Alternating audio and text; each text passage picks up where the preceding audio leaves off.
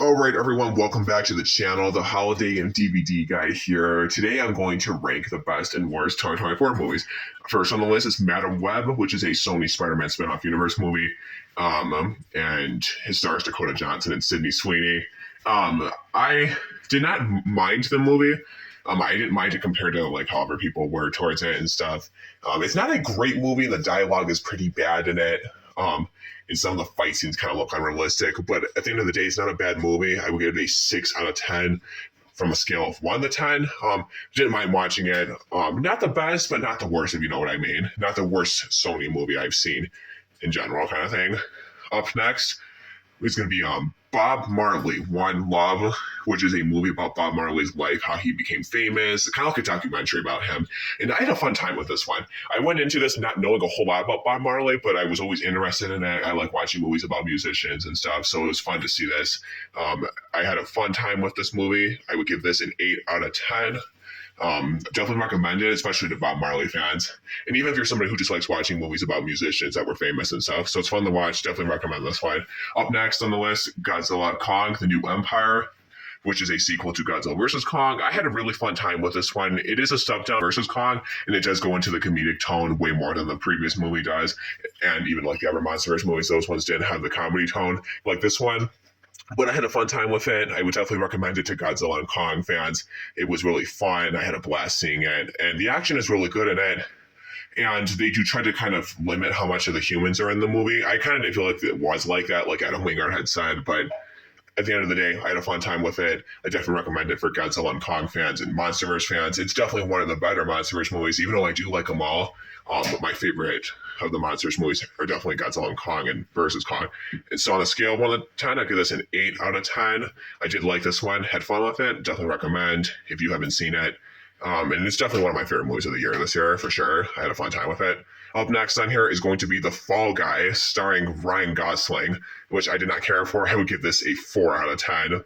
That is definitely what I would rate this from a scale of 1 to 10. I just found it stupid. I didn't really get the point of it. I didn't really know that it was about making a movie and like a stuntman trying to make a movie kind of thing. The plot really is kind of messy. It kind of feels all over the place. You got Aaron Taylor Johnson in here who was super funny too. And I've always liked him. I like Ryan Gosling. And I thought Emily Blunt and Ryan Gosling were good together. Just didn't like her. That's not my cup of tea. It didn't really feel like it had a lot of action like the trailer hinted to. So I didn't really like this one a whole lot. That's definitely a 4 out of 10 for me. Up next, The Bike Riders, which I really liked, starring Tom Hardy and Austin Butler. And this was a really good movie. They had really good action in it. Tom Hardy was awesome in it.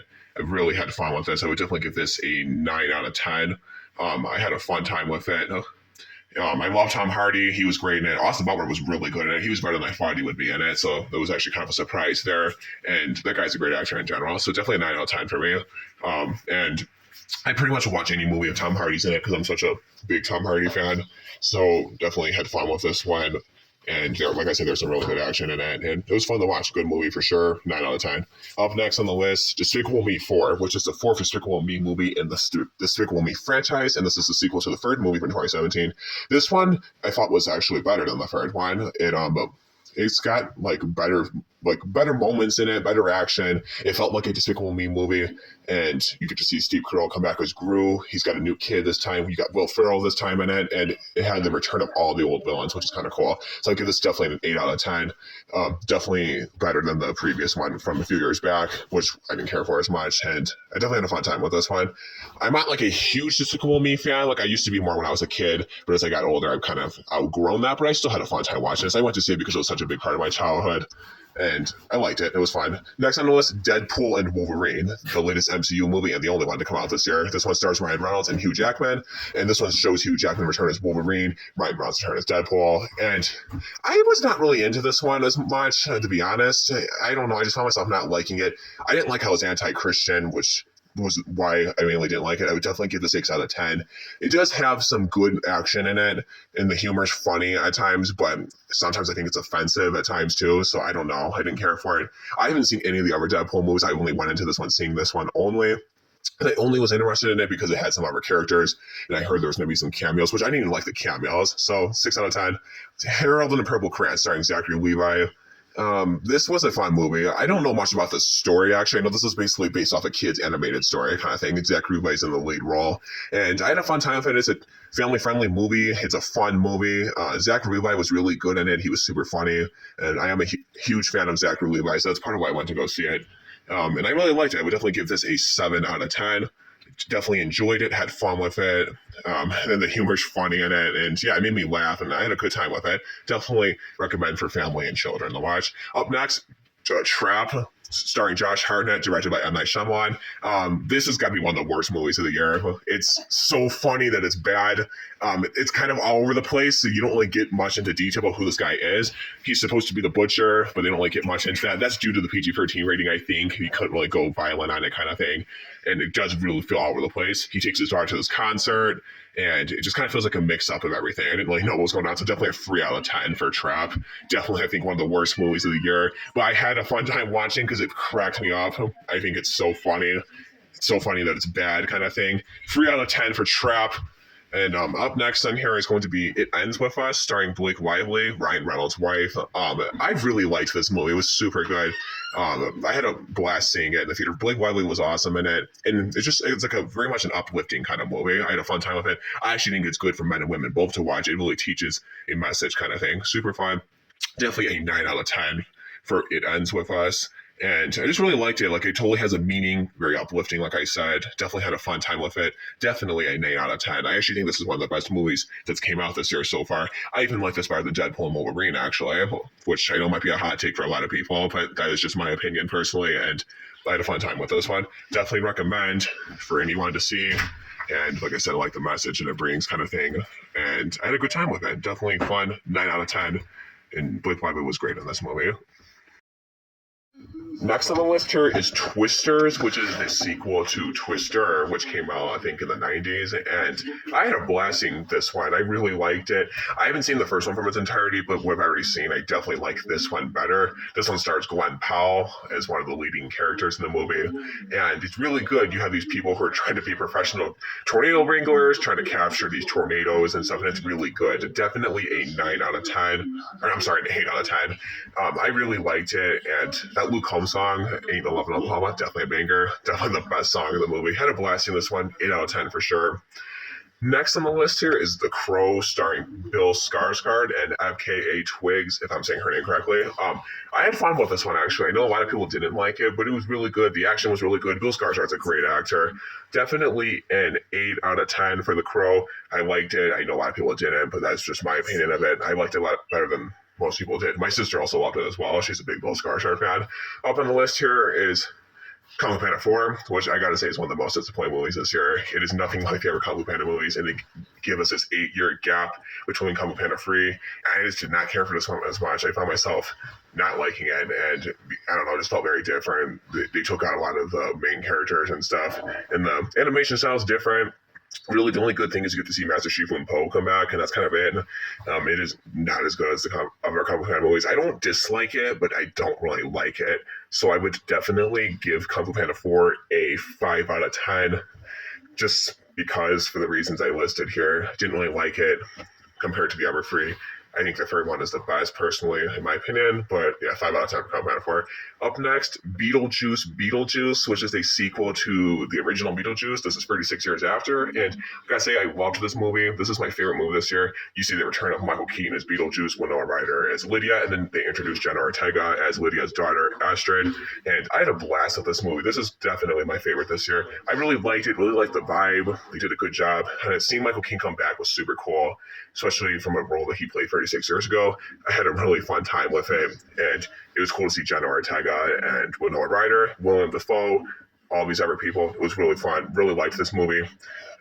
Definitely my fave this year. I just really liked it. It's better than I thought it would even be. I always thought it looked good, but definitely turned out a lot better than I even thought, as I didn't really like the first one a whole lot.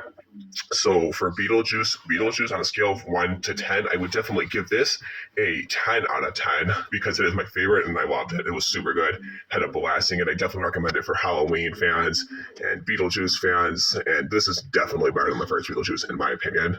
great movie, 10 out of 10. Up next here is Joker Folie à Deux, starring Joaquin Phoenix, and they introduce Lady Gaga as Harley Quinn in this.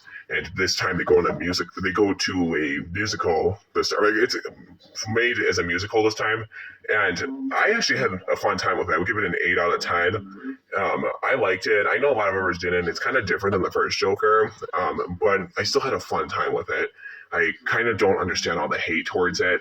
I mean, I know some people felt like it ruined the first one and all that, but Joaquin Phoenix's acting was amazing. Lady Gaga is a great actress herself, so it was pretty fun to watch. You have two great actors in it, and I had a fun time. So definitely 8 out of 10.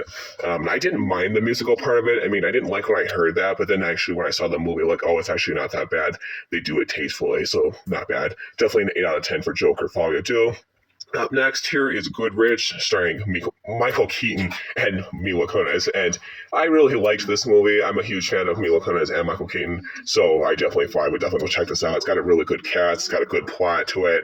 I'm not going to get into a whole thing about the plot because I'm trying to save time here, but I really liked it. I would definitely give Goodrich a 9 out of 10.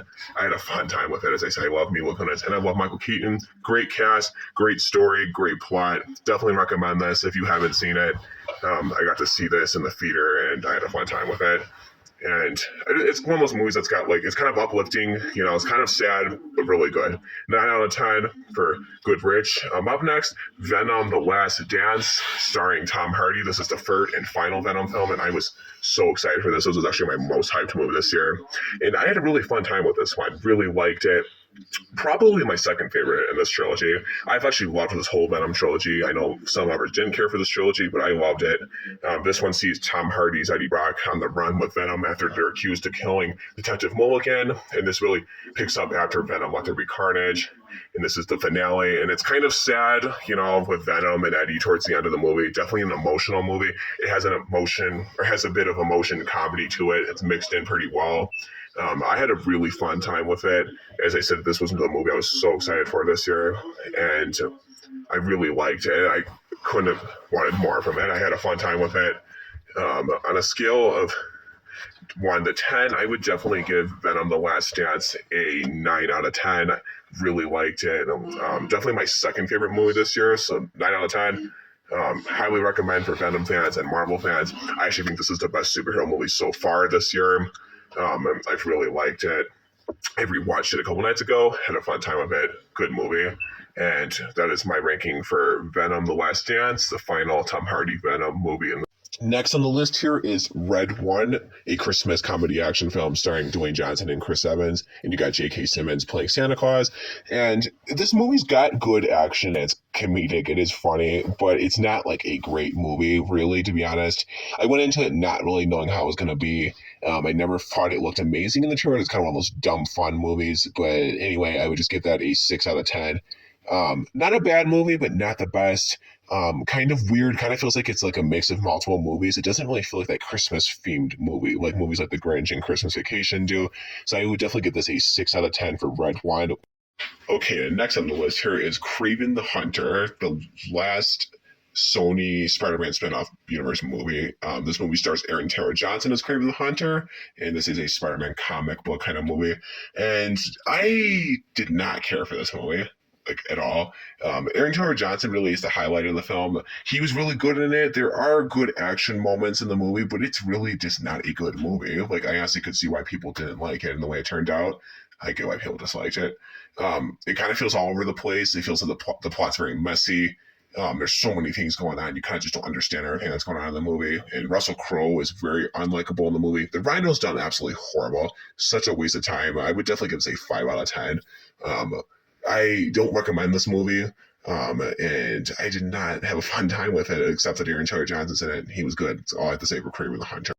Next on the list here is Miller's Girl, starring Jenna Ortega and Martin Freeman. And this is a drama movie starring the two of them. And I thought this was really good. I know some people thought this movie was kind of controversial due to the age difference and stuff. But to be honest, I didn't think anything was that inappropriate in the movie. That's just my honest thought.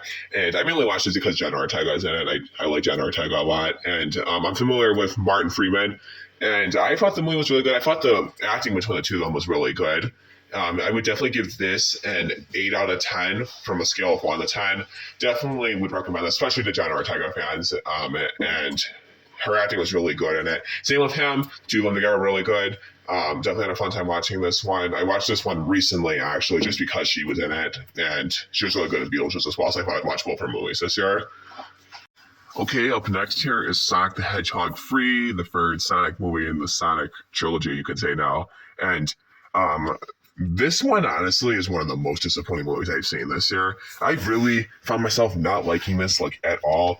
I honestly think it's the dumbest of the three. It's the worst of the three. The cringiest of the three, like, with the dialogue and stuff. And I honestly think bringing Jim Carrey back almost kind of made the movie, like, worse a little bit. And don't get me, I like Jim Carrey a lot as an actor and stuff, but I don't think he fit real well in this movie. I think he kind of made it like worse on the comedy side. And I don't know. I really just found myself not liking this movie. It's easily the most disappointing of the three, and honestly, it might be the most disappointing movie this year. I just found myself bored with this, and I don't know. I didn't think anything really stood out in this, so I would definitely give this a 5 out of 10. Very disappointed in Sonic Free, and like I said, I didn't have much hopes for it, as I'm not like a diehard Sonic fan. I did enjoy the previous two movies, so I was like, oh, well, I'll definitely check this one out, and I just really didn't like it. Definitely the worst of the Sonic movies, and quite a bit overrated too. I'm surprised to see that it has like an 80-something% score. So for this year, Beetlejuice is currently my favorite movie this year and the best movie this year. In my opinion, this right here is my ranking of all movies that I've seen this year in 2024. I know there's some bigger releases like Dune and Bad Boys and stuff that I haven't gotten to check out. I just wasn't really interested in those, and I didn't really care about reviewing them. So that's probably why you don't see these on here. But right here is everything I've seen this year, and Beetlejuice and Venom are definitely my two favorite movies this year. Venom: The Last Dance is definitely a high number two for me, and easily my second favorite this year. But yeah, like I said, Beetlejuice is definitely my favorite. Let me know in the comments below what your favorite movie of 2024 was, and if there's anything you've seen on here that I haven't seen. Thank you for watching, and stay tuned for what's next.